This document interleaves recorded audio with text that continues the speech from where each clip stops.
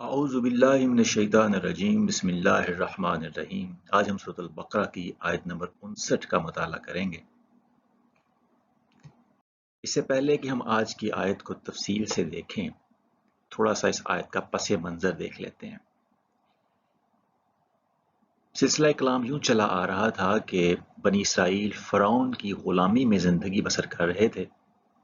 حضرت موسیٰ علیہ السلام نے انہیں فرعون کی غلامی سے نجات دلائی اور انہیں مصر سے نکال کر وادی سینا میں لے آئے، جہاں وہ کافی سالوں تک بھٹکتے رہے اور وہاں ان کی تعلیم و تربیت بھی موسیٰ علیہ السلام نے کی، اللہ تعالیٰ کی رہنمائی کی روشنی میں۔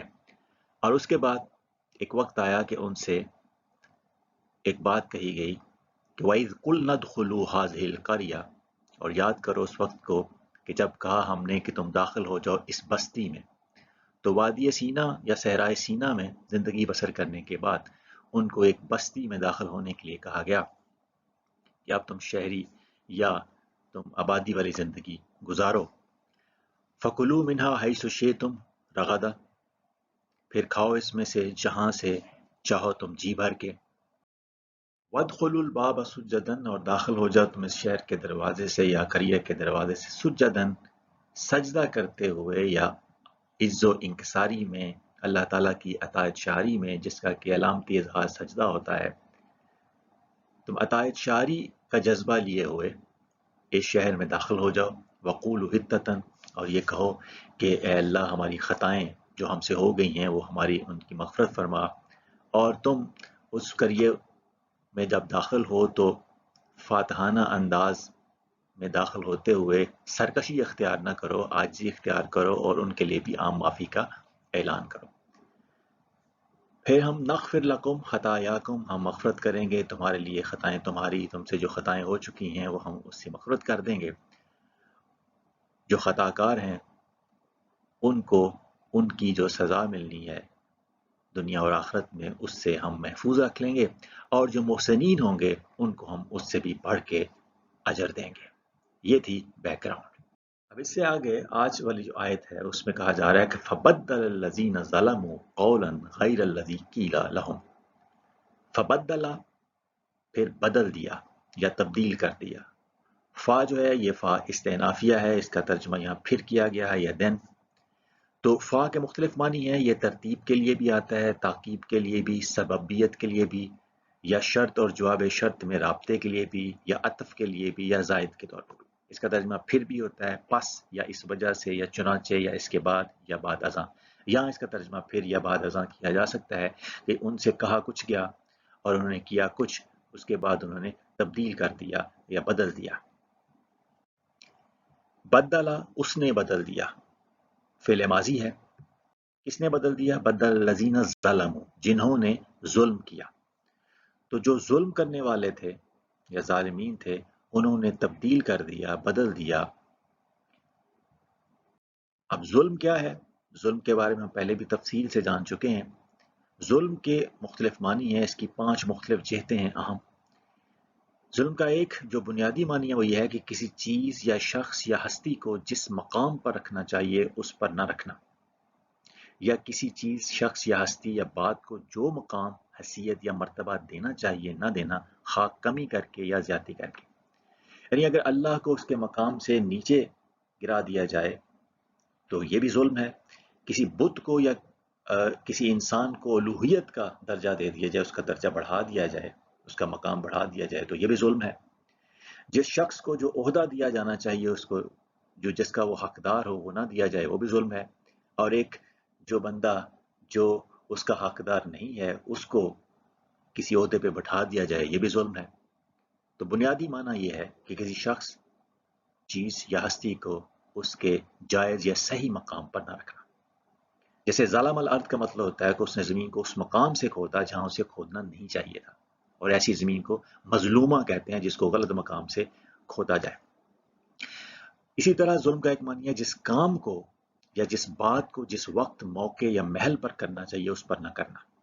تو یہاں وقت، موقع یا محل کی بات ہو رہی ہے۔ جیسے ظلم تو سقا یا ظلم تو لبن کا مطلب ہوتا ہے کہ میں نے مشکیزے میں دہی بننے کے لیے دودھ رکھا تھا لیکن دہی بننے سے پہلے ہی پی لیا، تو جس وقت پہ جو کام کرنا چاہیے اس سے پہلے کر لینا یا اسے بعد میں کرنا، تو وہ بھی ظلم ہوتا ہے۔ تیسرا ظلم کا معنی ہے کہ جن حدود کے اندر انسان کو رہنا چاہیے ان حدود کے اندر نہ رہنا، جیسے اللہ تعالیٰ کی مقرر کردہ حدود ہیں ان سے تجاوز کیا جائے تو یہ بھی ظلم ہے، قانون شکنی کی جائے تو یہ بھی ظلم ہے، جس قانون کی پابندی کرنی چاہیے وہ نہ کی جائے، اس سے باہر نکلا جائے تو یہ بھی ظلم ہے، کسی پر زیادتی کرنا، ناانصافی کرنا، بدسلوکی کرنا، جیسے ظالم البحر کا مطلب ہوتا ہے کہ دریا یا اس کا پانی جو ہے وہ کناروں سے بہہ گیا، کناروں سے کے اندر اس کو رہنا چاہیے تھا لیکن کناروں سے بہہ کے باہر نکل جائے تو اس کو کہتے ہیں کہ یہ بھی ایک ظلم ہے۔ اس طرح ظلم کا ایک معنی ہے جن حقوق و واجبات کو جنہیں ادا کرنا چاہیے ان کو ادا نہ کرنا، جن کے حقوق جو واجب ہے ادا ہیں ان کے حقوق نہ دینا، ان کے واجبات نہ دینا، کسی کا نقصان کرنا، کسی کا حق مارنا، کسی کے حق میں کمی کرنا یا حق تلفی کرنا، جیسے ظالمہ حقہ کا مطلب اس نے اس کو اس کے حق سے محروم کر دیا۔ اس طرح ظلم کا ایک معنی ہے جس رستے ہدایت یا حکم پر چلنا چاہیے اس پر نہ چلنا، اس سے ہٹ جانا، یعنی صحیح راستے سے ہٹ جانا یا غلط روش اختیار کرنا۔ ظالمت طریق کا مطلب ہوتا ہے وہ صحیح راستے سے ہٹ گیا۔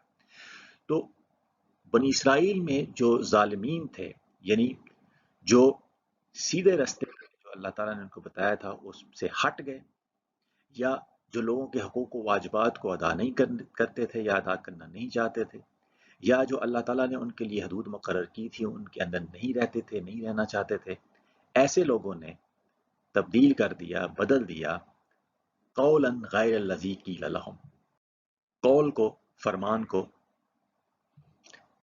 قول کیا چیز ہے؟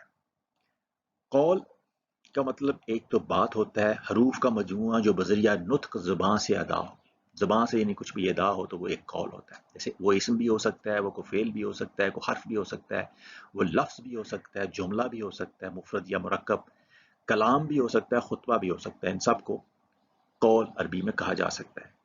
جیسے قرآن مجید میں ہے وَمَنْ أَصْدَقُ مِنَ اللَّهِ قِيلًا، اور اللہ سے زیادہ بات کا سچا کون ہو سکتا ہے۔ دل میں آنے والے خیال کو بھی قول کہتے ہیں، چاہے وہ بھی زبان پہ نہ لایا گیا ہو، جیسے قرآن مجید کی سورۃ المجادلہ کی ایک آیت ہے جس میں کہا گیا یقولون فی انفسہم، وہ اپنے انفس میں یا دلوں میں کچھ کہتے ہیں، تو یعنی دل میں جو چیز کہی جاتی ہے زبان پہ نہ بھی لائی جائے تو وہ بھی قول ہو سکتی ہے۔ اس طرح رائے، خیال یا عقیدے کو بھی قول کہتے ہیں، جیسے کہا جائے اگر فلان یقول بقول ابی حنیفہ، تو اس کا مطلب ہوتا ہے کہ فلاں ابو حنیفہ کی رائے کا قائل ہے، تو یہاں قول کا مطلب رائے ہے۔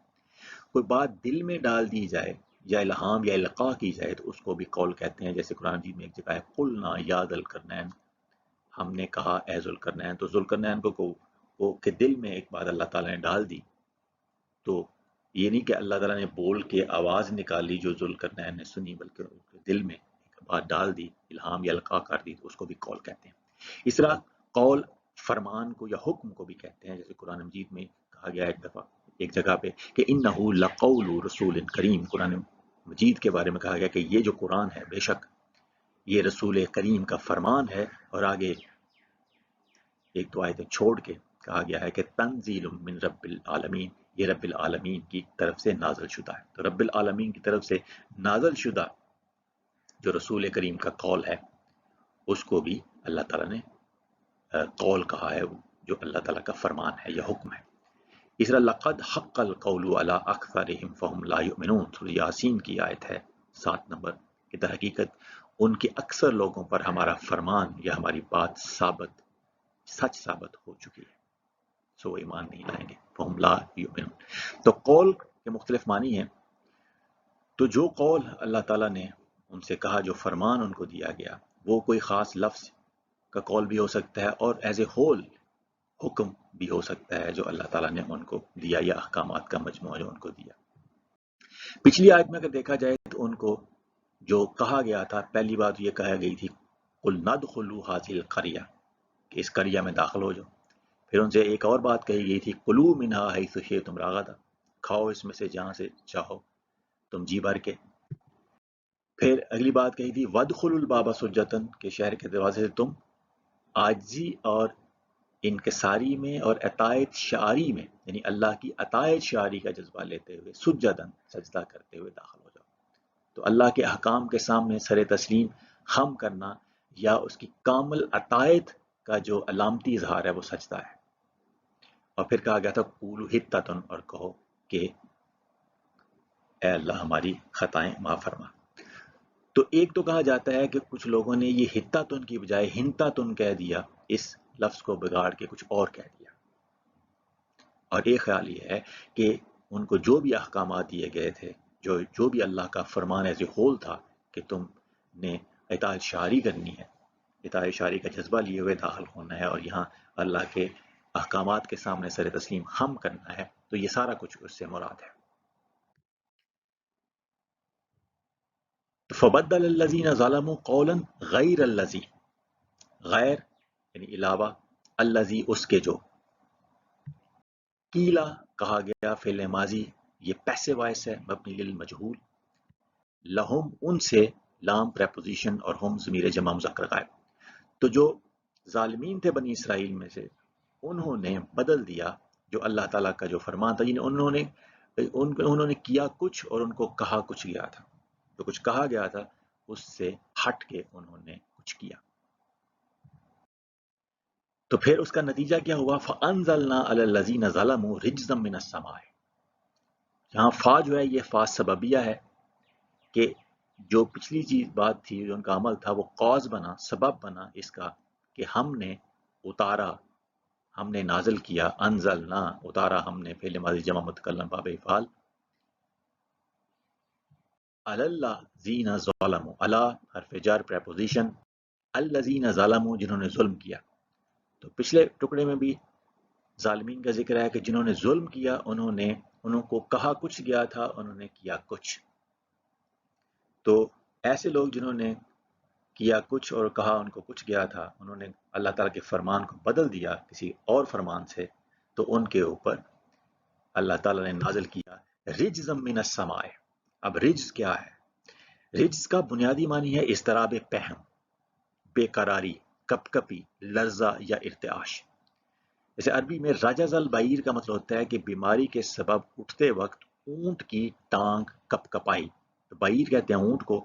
تو اونٹ جب وہ ایک بیماری ہو جاتی ہے یا ذوف کی وجہ سے، وہ جب اٹھنے لگتا ہے ذوف کی صورت میں یا بیماری کی حالت میں، جب وہ اٹھتا ہے تو اس سے اٹھا نہیں جاتا، دشوار ہوتا ہے اٹھنا اس کے لیے، اور پھر اس کی ٹانگ جو ہے وہ کپ کپاتی ہے، اس میں لرزہ اور ارتعاش ہوتا ہے۔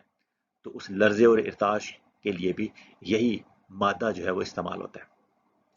تو بنیادی معنی اس کا اضطراب پہم، لرزہ یا ارتعاش یا بے قراری یا کپ کپی ہے، اور اٹھنے میں دشواری ہے اسی لحاظ سے۔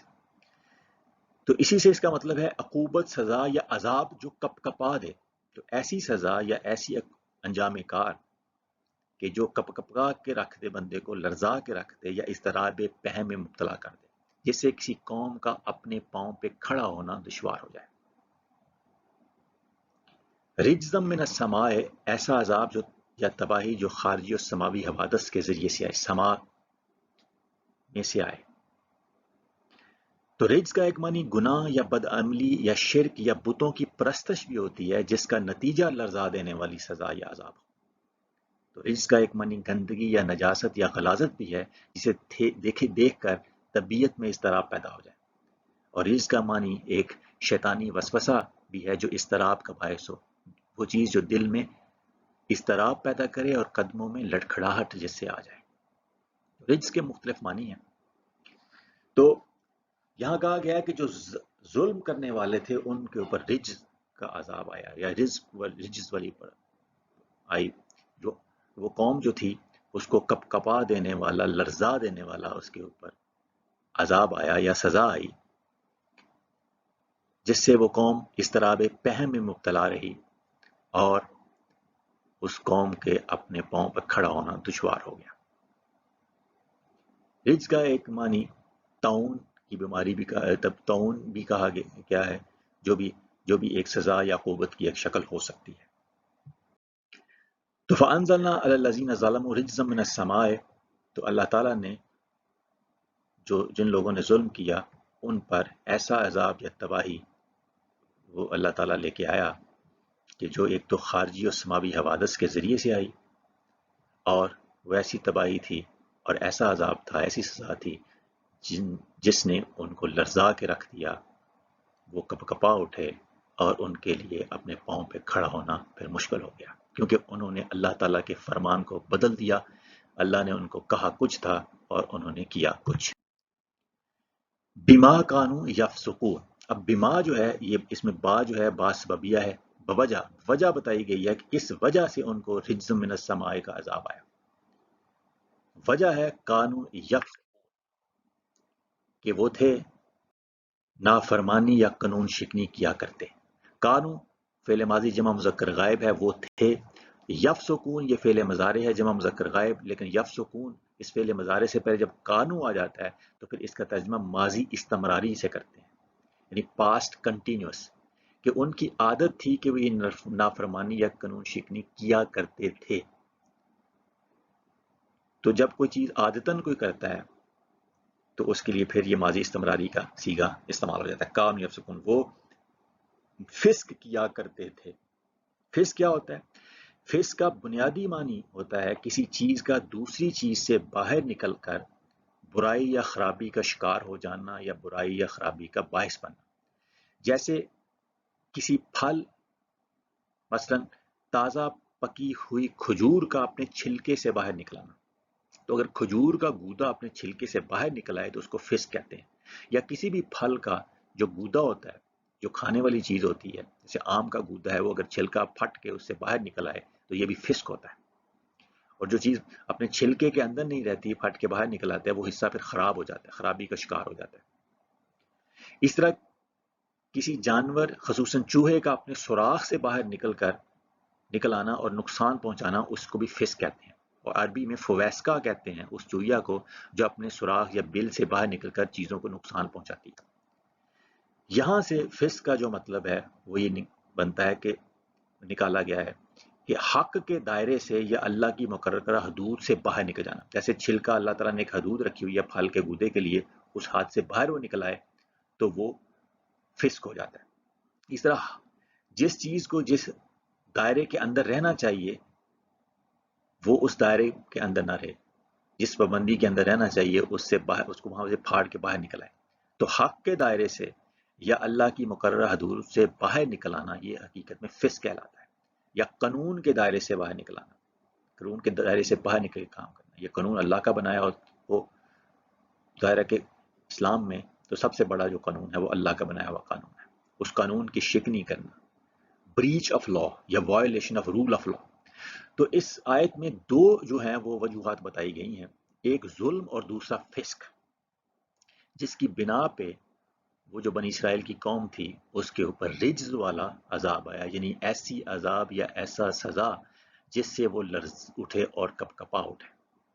تو جس معاشرے میں بھی ظلم اور فسق ہوتا ہے، یعنی قانون کی پابندی نہیں ہوتی، اللہ تعالیٰ کی مقررہ حدود سے لوگ تجاوز کرتے ہیں، معاشرے میں ظلم ہوتا ہے، عدل و انصاف نہیں ہوتا، رول آف لا نہیں ہوتا، تو وہاں پہ وہ قوم جو ہے وہ اپنے پاؤں پہ کبھی بھی کھڑا نہیں ہو سکتی۔ اس قوم کو پہم اضطراب کے عذاب میں مبتلا رہنا پڑتا ہے، مسلسل پہم اضطراب۔ اب اگر ہم اپنی حالت پہ غور کریں، پاکستانیوں کی حالت، تو یہ قوم بھی اللہ تعالیٰ نے اس کو ایک پاکستان کی صورت میں ہندوستان سے آزاد کر کے ایک مملکت دی تھی، لیکن یہ قوم بھی ہم دیکھیں گے تو یہ پہم اضطراب میں مبتلا ہے اور یہ اپنے پاؤں پہ کھڑا نہیں ہو پا رہی۔ تو سوچنے کی بات یہ ہے کہ کیا یہ جو قوم ہے ہماری، یہ بھی اس میں بھی ظلم اور فسق تو عام نہیں؟ کیا یہاں عدل ہے؟ یہاں انصاف ہے؟ کیا یہاں قانون کی بالادستی ہے؟ اگر قانون کی بالادستی نہیں ہے، لوگ قانون کے دائرے کے اندر نہیں رہتے، تو اس کا مطلب ہے وہ فاسق ہیں اور فسق یہاں پہ عام ہے۔ اگر لوگوں کو انصاف نہیں ملتا، اس کا مطلب ہے ظلم یہاں پہ عام ہے۔ تو اگر ظلم اور فسق ہو تو اللہ تعالیٰ اس آیت میں فرما رہے ہیں جو آج ہم نے پڑھی ہے کہ رجزم من السماء والا عذاب آتا ہے، ایسا عذاب جو کپ کپا یا لرزا کے رکھ دے، یا جو پہم اضطراب میں، انزائٹی میں لوگوں کو مبتلا رکھے، اور جس سے کوئی قوم اپنے پیروں پہ کھڑی نہ ہو سکے۔ تو ہماری قوم جو ہے وہ بھی آج کل پہم اضطراب میں مبتلا ہے اور یہ پاؤں پہ اپنے کھڑا نہیں ہو رہی، سہارے ڈھونڈتی ہے۔ کیوں کہ یہاں پہ ظلم اور فسق جو ہے وہ اس کا خاتمہ بھی نہیں ہوا، اس میں بہت ابھی کام کرنے کی ضرورت ہے۔ سورۃ الاعراف کی آیت نمبر 161-62 میں بھی یہ جو آج ہم نے آیت پڑھی ہے، اس طرح کے الفاظ ملتے جلتے آئے ہیں کہ وہاں بھی آیا ہے کہ وَإِذْ قِيلَ لَهُمُ اسْكُنُوا هَٰذِهِ الْقَرْيَةَ وَكُلُوا مِنْهَا حَيْثُ شِئْتُمْ وَقُولُوا حِطَّةٌ وَادْخُلُوا الْبَابَ سُجَّدًا نَغْفِرْ لَكُمْ خَطِيئَاتِكُمْ سَنَزِيدُ الْمُحْسِنِينَ۔ پھر فَبَدَّلَ الَّذِينَ ظَلَمُوا مِنْهُمْ قَوْلًا غَيْرَ الَّذِي قِيلَ لَهُمْ فَأَرْسَلْنَا عَلَيْهِمْ رِجْزًا مِّنَ السَّمَاءِ بِمَا كَانُوا يَظْلِمُونَ۔ اب اس آیت میں آیا ہے کہ رجز کی وجہ تھی بِمَا كَانُوا يَظْلِمُونَ، اور پچھلی آیت جو ہم نے دیکھی، جو آج پڑھی 59 سورۃ بقرہ کی آیت، وہاں بھی آیا بِمَا كَانُوا يَفْسُقُونَ، وہاں فسق کی وجہ بتائی گئی ہے، یہاں ظلم کی وجہ بتائی گئی ہے۔ تو جس معاشرے میں فسق ہوگا، یعنی قانون کی حکمرانی نہیں ہوگی، قانون کے دائرے سے لوگ باہر نکل کے کام کریں گے، اور جس معاشرے میں ظلم ہوگا، ناانصافی ہوگی، عدل نہیں ہوگا، لوگوں کے حقوق جو ہے وہ پامال کیے جائیں گے، بنیادی ہیومن رائٹس جو ہیں ان کی وائلیشن ہوگی، تو اس قوم کے اوپر جو ہے وہ پہم اضطراب والا عذاب جو ہے وہ مسلط رہے گا، اور وہ قوم کبھی بھی اپنے پاؤں پہ کھڑا نہیں ہو سکے گی۔ یہ اللہ تعالیٰ نے ہمیں بنی اسرائیل کی تاریخ سے یہ سب سکھایا ہے، اور اللہ تعالیٰ پچھلی قوموں کے عروج و زوال کی داستان نے ہمیں اس لیے بتاتا ہے کہ تاکہ ہم ان سے سبق حاصل کریں۔ اللہ تعالیٰ ہمیں اپنے احکامات کو سمجھنے اور اس پہ عمل کرنے کی توفیق عطا فرمائے۔ وما علینا الا البلاغ المبین۔